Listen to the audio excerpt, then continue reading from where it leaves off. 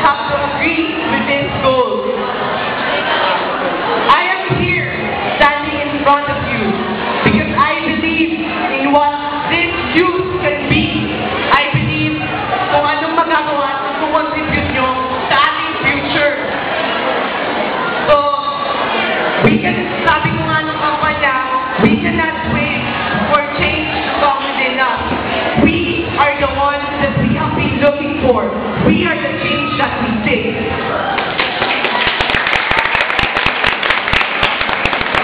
So, in sickness and in health, in poor and in richer, do you accept the challenge with me, Regional Science High School? So, wait lang, kaba ng aking official. Alam mo, excited na kayo sa wait.